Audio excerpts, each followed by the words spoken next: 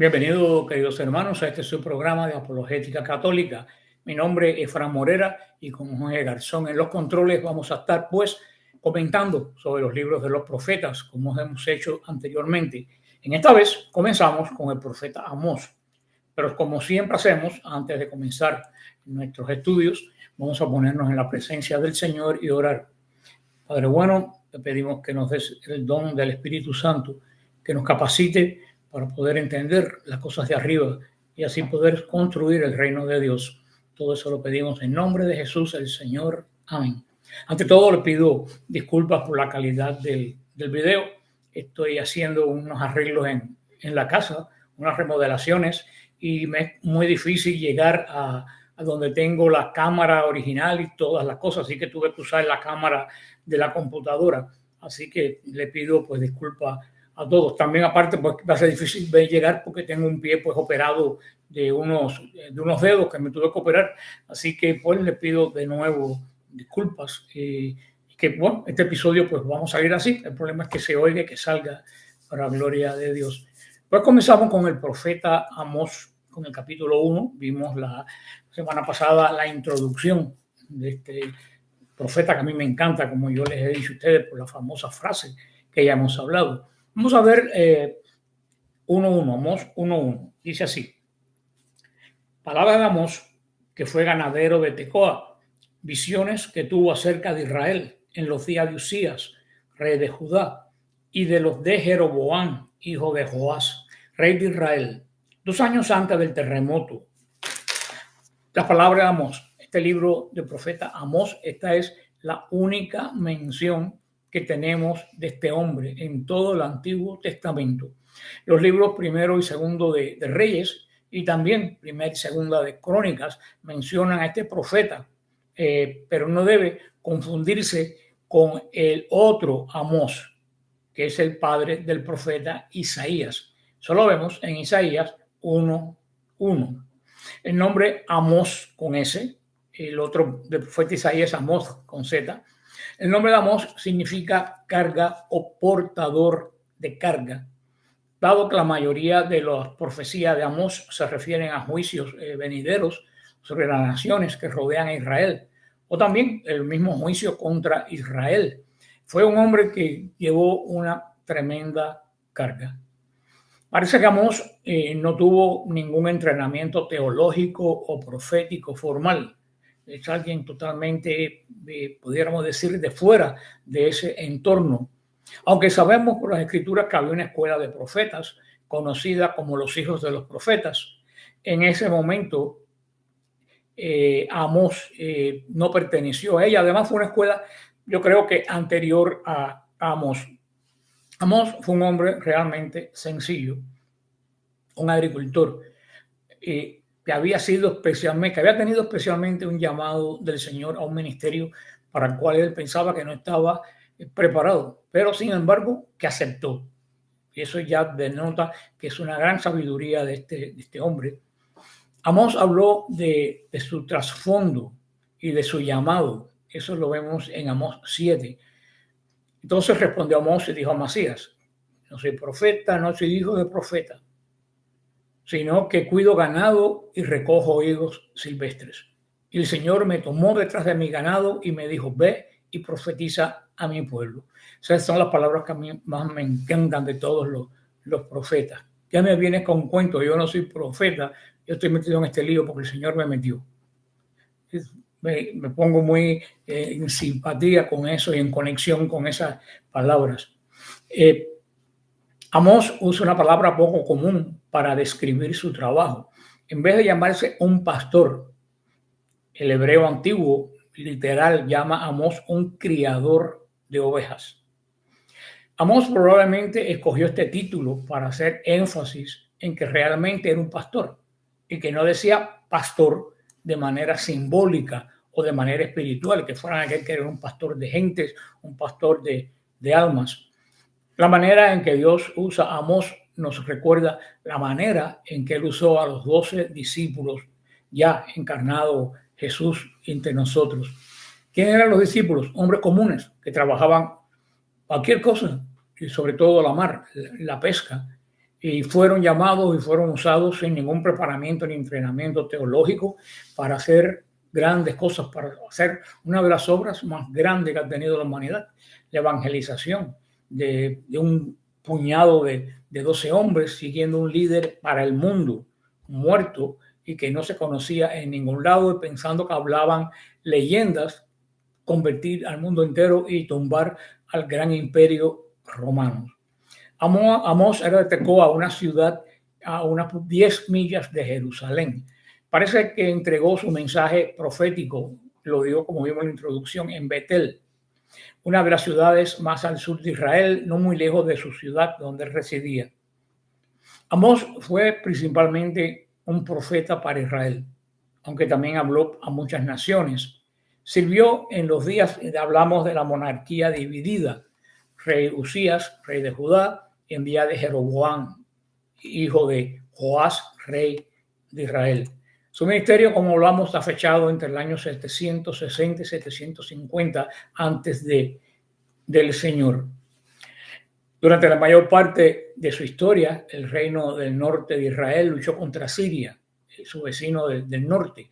Pero alrededor del año 800 a.C., el poderoso imperio asirio derrotó a Siria y neutralizó el poder que obstaculizaba, podemos decir, la expansión y prosperidad de Israel. Por lo tanto, Israel hizo un gran crecimiento económico, crecimiento inclusive de tierra, político, y disfrutó de una gran prosperidad durante el reinado de Jeroboam II.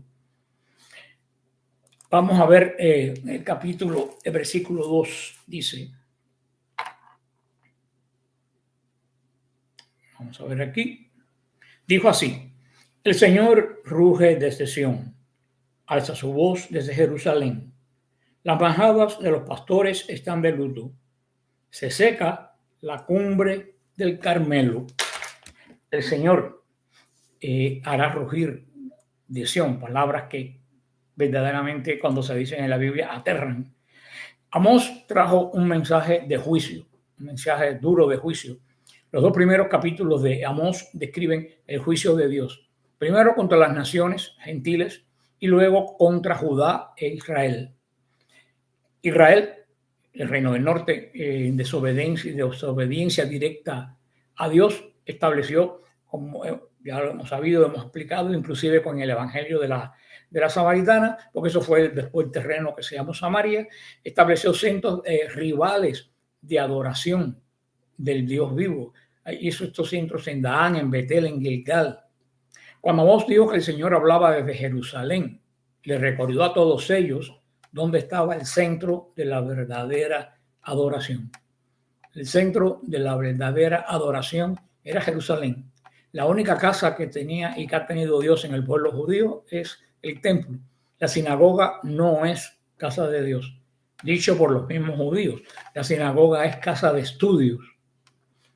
Casa de Dios, el templo. Por eso es que para nosotros, siempre digo, nos es muy difícil entender el estado anímico de Israel cuando los romanos destruyeron el templo. Hasta el día de hoy siguen llorando ese día y lamentándose porque rompieron, destrozaron el corazón de la nación. Porque nunca en la vida la sinagoga va a sustituir al templo. Tal como un estudio bíblico jamás va a sustituir a la Eucaristía. Dice una cosa bien dura, que los campos de los pastores se van a enlutar, dado que Amós también era un pastor.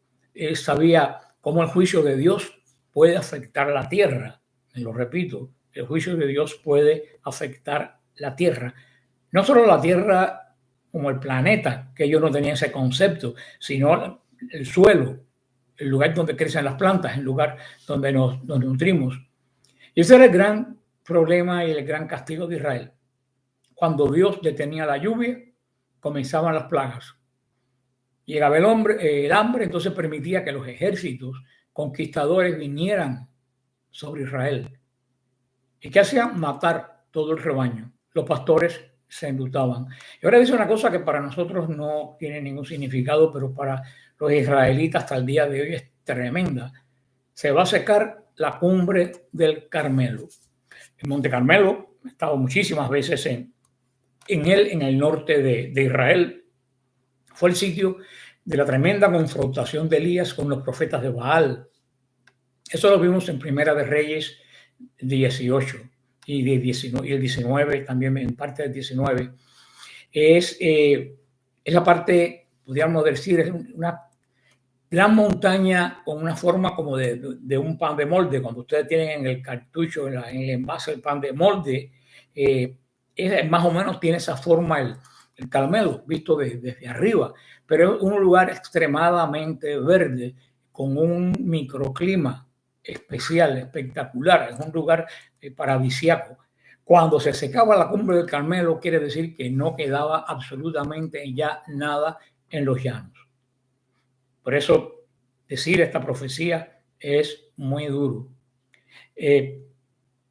Dado que Elías sirvió mucho antes que Amós en esta área, puede ser que Amós estuviera recordando a Israel el problema de la gran sequía y de la victoria de Dios sobre la idolatría de Baal. Vamos a ver del versículo 3 al 5 y dice así. Así dice el Señor: por 3 delitos de Damasco y por 4 no le perdonaré, por haber triturado a Galaad con trillos de hierro. Y enviaré fuego a la casa de Hazael y devorará los palacios de Ben-Hadad. Romperé el cerrojo de Damasco, aniquilaré al que se sienta en Bicat Abem y a quien empuña el cetro de Bet-Edén, y al pueblo de Siria será deportado a Kir, dice el Señor. Por 3 pecados, Damasco, y por 4 no va a revocar el castigo. Esta frase va a introducir el anuncio del juicio de Dios contra cada nación. No significa que Damasco solo cometiera 3 pecados y luego Dios pensara en un cuarto que se le ocurrió. Simplemente tiene la idea de pecado sobre pecado sobre pecado. Después habla de que trillaron a Galaad. La región de Galaad pertenecía a Israel. Y Dios prometió juzgar a Damasco en ese mismo lugar. No solo también Damasco, tanto la dinastía reinante, sino la dinastía que estaba por venir. Y venir con una destrucción tan completa y tan seria como si un profundo arado hubiera recorrido toda la tierra. Muy duro para un lugar que tiene tan poco espacio para sembrar como Israel. Va a trillar, va a destrozar la tierra. Esto que dice después, el pueblo de Siria será transportado a Kir.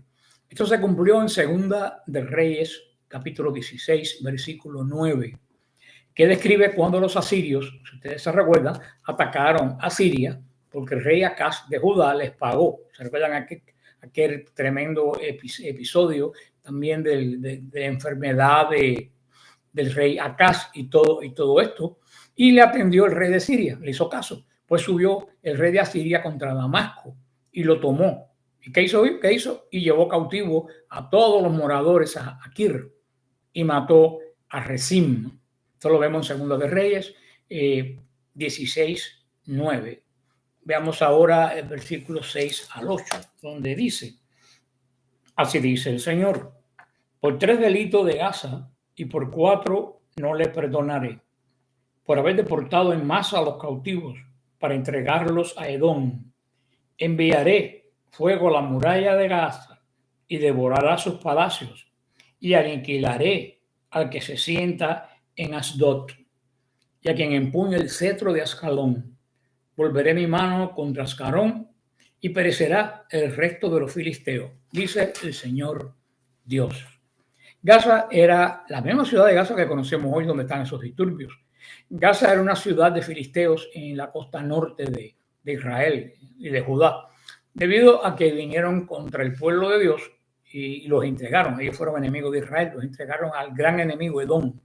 El Señor le promete traer también juicio sobre Gaza y las otras ciudades de los filisteos, que eran 3 grandes ciudades: Asdod, Ascalón y Ecrón. La condena aquí no es contra la esclavitud en sí misma. Dice, llevó cautivo a todo un pueblo. Así como el oráculo anterior no fue contra la guerra en sí misma. El crimen no es que los soldados fueran esclavizados después de ser capturados en la batalla, que era una práctica común en esos momentos, sino que los filisteos usaron su supremacía temporal para esclavizar a poblaciones completas en todos sus alrededores. Soldados, civiles, hombres, mujeres, adultos, niños, jóvenes, ancianos. ¿Para qué? Para beneficio comercial. Los vendía.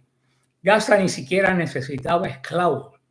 Ella simplemente los vendió a Edom por más dinero. Vamos a ver el versículo 9 y 10, donde dice: así dice el Señor, por 3 delitos de Tiro y por 4 no les perdonaré, por haber entregado cautivo en masa a Edom sin acordarse del pacto de hermanos, y enviaré fuego a las murallas de Tiro y devorará sus palacios. Sigue hablando, recuérdense lo que hemos dicho sobre un primer castigo, dos castigos, es pecado sobre pecado sobre pecado. Ahora viene a Tiro, dado que la ciudad de Tiro está en lo que es hoy el Líbano, al norte de Israel. Pecó contra el pueblo de Dios, como hicieron exactamente los filisteos. Va a recibir un juicio similar. Fuego en la gran muralla de Tiro. Los muros de una ciudad eran su defensa, era su fortaleza. Sin ellos, en esos tiempos, la ciudad estaba totalmente desamparada. Si las murallas fueran quemadas, no puedan tener duda, la ciudad iba a ser inmediatamente derrotada. Vemos ahora el juicio de Edom, capítulo 11. Dice así: así dice el Señor, por 3 delitos de Edom y por un cuarto no le perdonaré, por haber perseguido espada a su hermano y ahogado su piedad. Mantuvo siempre su ira y guardó perpetuamente su rabia. Enviaré fuego a Temán y devorará los palacios de Bosra. El pueblo de Edom descendía de Esaú, si ustedes se recuerdan. Es un pueblo eminentemente edomita. Era la raíz de Esaú, con todos sus defectos y con todos sus vicios. ¿Se recuerdan? Esaú es el hermano de Jacob.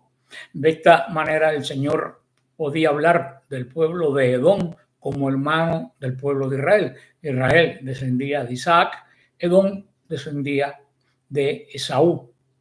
En el sentido, están compartiendo una herencia común, la herencia de Abraham, la herencia de Isaac. Y Dios promete juicio contra Edom. ¿Por qué? Porque atacaron a sus hermanos, porque atacaron a Judá. Cuidado con los que atacan a sus hermanos porque piensan diferente o porque creen diferente, aún siendo hermanos. Eso es motivo de juicio. Eso lo vemos en Segunda de Reyes, capítulo 8, del 20 al 22. Sigue diciendo que violó todo afecto natural y en su furor siempre robó y sobre todo que siempre ha guardado rencor. Edom se aferró al furor y al rencor cuando debían haberlo abandonado mucho tiempo antes. Por esto el juicio de Dios vendrá contra ellos. Necesitamos aprender a entregar nuestro furor y rencor a Dios y dejar que Él sea aquel que tome la venganza en sus manos, porque eres justo. La venganza es mía, dice el Señor. Y aquí yo reflexionaba en algo que leí hoy, un meme de esto que ponen en Facebook, que decía una persona a otra, supuestamente decía: ¿para qué tú quieres que yo me haga protestante? Para que me pase la vida entera rabiando contra el Papa, rabiando contra la misa, disgustado y peleando con los católicos. ¿Para eso tú quieres que no? Yo prefiero quedarme católico, que no me enfajo ni tengo rencor para nadie. Hermano, es una gran verdad. El furor y el rencor, y si va dirigido a tu hermano, trae el castigo tremendo de Dios. Y si te ocurre decir, como alguien me dijo a mí: no, yo no soy hermano de ustedes, es doble pecado, porque estás diciendo la palabra de Caín. ¿Acaso yo soy guardador de mi hermano? Esta pobre gente de las otras iglesias viven, hasta este momento yo no me había dado en esta perspectiva de cuenta. Esta gente de otras iglesias viven continuamente en un odio y en un furor malsano, obsesivo. Eso no puede ser de Dios, eso no puede venir de Dios y eso no puede hacer bien al alma. Así que tenemos una razón más por la cual no irnos a esta iglesia. Quedémonos en la nuestra, que no odiamos ni tenemos rencor contra nadie. Vamos a ver el 13 al 15, que dice así. Así dice el Señor: por 3 delitos de los hijos de Amón y por 4 no le perdonaré. Y por haberle rajado el vientre a las preñadas de Galaad para ensañar sus fronteras, prenderé fuego a las murallas de Rabá y devorará sus palacios entre los gritos del día del combate y la vorágine del día de la tempestad. Su rey marchará en cautividad, él junto con sus príncipes, dice el Señor. Abrieron los vientres de las mujeres de Galaad que estaban encintas. Terrible. El área de Galaad pertenecía a Israel y sufrió ataques no solo de Siria, sino también de su vecino del oeste, de Amón, el gran enemigo de Israel. Podemos decir que Amón pecó contra el fruto, contra el futuro, al matar el bebé en el útero de las madres. Y si a nosotros nos sorprende y nos horroriza que se abre el vientre de una madre, que se mata al niño, ¿y qué estamos haciendo nosotros ahora? Ahí fueron posiblemente 100 o 200 madres. Ahora estamos matando anualmente decenas de millones de niños en el vientre de las madres. Y si unos pocos en el sentido literal en cuanto a comparación, si unas pocas muertes de niños en el vientre de la madre trajo este castigo, ¿qué no va a traer sobre nosotros esta hecatombe de asesinatos de niños? ¿Por qué el castigo de Amós fue más rápido que el nuestro? Porque no tenían la mediación ni la intercesión del Señor Jesucristo, que es el que intercede por nosotros. Pero todo tiene su límite. Y el juicio es el límite de la misericordia de Dios, que un día se va a acabar. Sobre todo si tú eres católico y piensas en el aborto, prepárate a rendir cuentas delante de estos crímenes del Señor. Porque la sangre de esos niños, lo digo con toda entereza, el que se quiera poner bravo que se ponga, caerá sobre aquellos que apoyan el aborto y sobre aquellos que votan por políticos que apoyan el aborto.